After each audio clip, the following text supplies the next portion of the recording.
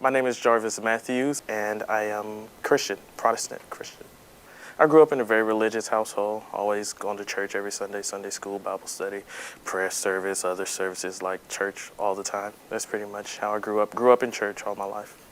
I'm Andrew Jeremiah Street. I grew up in a Southern Baptist household. My parents are Southern Baptist missionaries in Antigua. I guess right now I'd call myself Baptist, not Southern Baptist. I make the distinction. I go where the Spirit of God leads. My name is Avi Shapiro, and I was raised Jewish in the Reformed tradition. Some days I'm agnostic, some days I'm atheist. It depends on the day.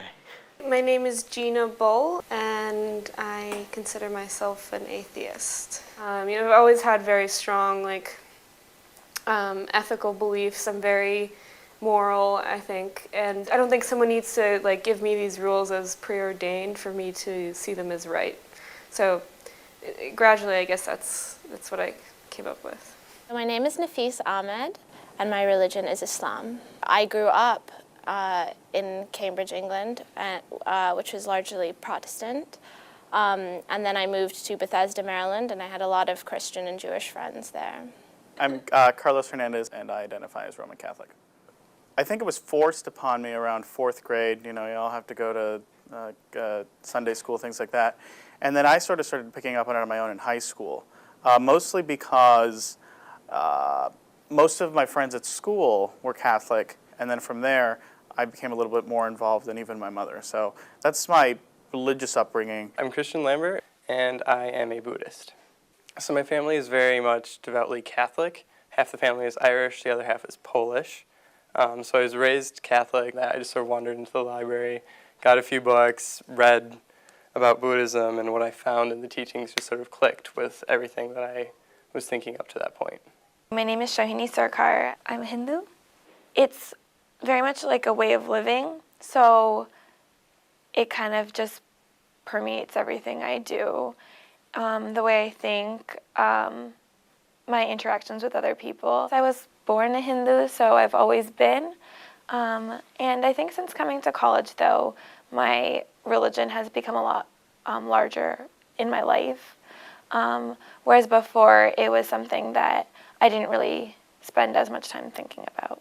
My name is Bita Dadfar, and I'm a Baha'i. Part of being a Baha'i is embracing the oneness of religion. The analogy I like to use is that each religion is like the chapters of a book, and each chapter has different themes. So, just because you're reading the latest chapter doesn't mean you're recanting the other chapters of the book. Rather than having to, pick and choose, it's really embracing what God is trying to teach mankind through each chapters of the religions.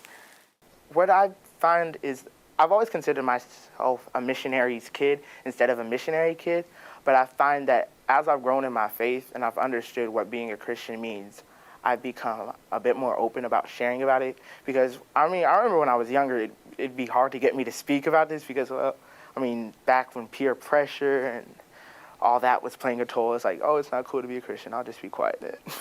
But I find that my biggest form of evangelism or telling people about my faith is singing and worshiping God.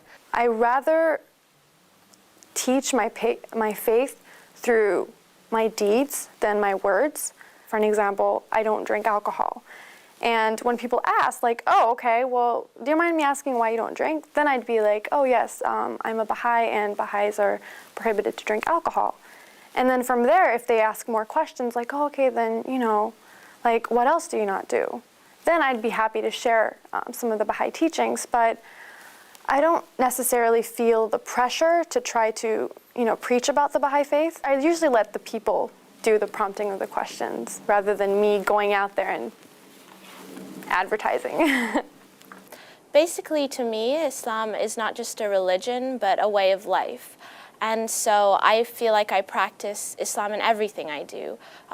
Whether I go to school, that's part of my religion, because knowledge, ilm in Islam, is a very, very important thing. In fact, ilm, which means knowledge in Arabic, is the second most used word in the Quran. And I also go to Jummah every Friday, which is our Friday prayers on campus in Bulldog Alley. And I go to all of the Muslim holiday events on campus as well. I go to Mass on Sundays, and I sing in the chapel choir. So that's sort of my way of being active in campus ministry. Beyond that, I've never really, I have not taken advantage of retreats or anything like that, mostly because that's not what I feel like I need right now. In high school, I went on 2 or 3 retreats, but beyond that, I just like the very simple, go to Mass, talk to a Jesuit priest every now and then. And I do know several Jesuits. I had 2 Jesuits as my neighbors last year.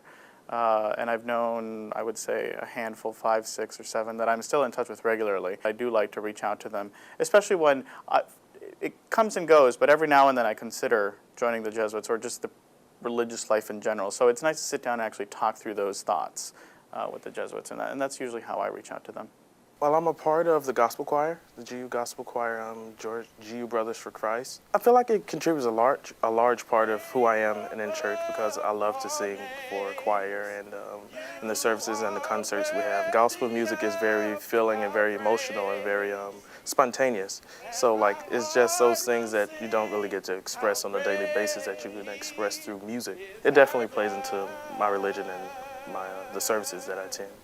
It's not that I don't believe in some of the arguments of religion. It's just I don't think it needs to come from a religion.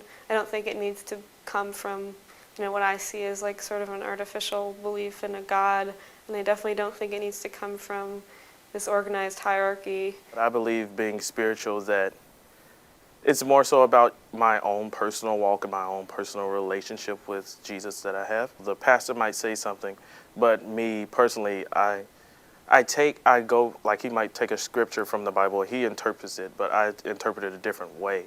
Or I would just take his way of saying it and also put it with mine and mesh and see what we come up with. So it's just a way of personally finding a way to not be so structured within the, I guess within a realm of religion and the boundaries that are set up. I question my Catholicism probably on a daily basis, but I also think that's healthy because when you're dealing with an organization that is 2,000 years old, it's inevitably also a political organization just because of the hierarchy and just the traditions that are involved in Catholicism. I think there is a healthy level of skepticism that I maintain, just 1, to keep me sane, but 2, I think that allows me to get to know my own faith a little deeper. My whole definition of faith is you either believe it or you don't. And if you can waver in it, then I guess you really don't believe it. So I call myself a Christian. I might as well believe it and understand it to believe it and have faith in it that it's true, no matter what. I think that when it comes to religious rituals, they play an interesting role in the lives of people who have either abandoned the content of those rituals or never believed them in the first place. And I'm one of those people. I am very aware when I go to temple and I read something that says, God chose the Jews, that has had consequences historically. And personally, I think it's been a very negative thing for the Jewish people to perceive themselves as chosen. I think that it's important to kind of reflect upon the traditions that have been passed down to you. I do think spirituality is important. I definitely believe in having a sort of an awe in the universe and believing that it's amazing that we have this life and that we get to we only have one chance to live it. I do feel a lot of the times this pressure to make the most of this life. People think that religion is the only way to have just an appreciation of the world or of nature or of themselves. And I don't think that's true at all. I think that anyone can do that.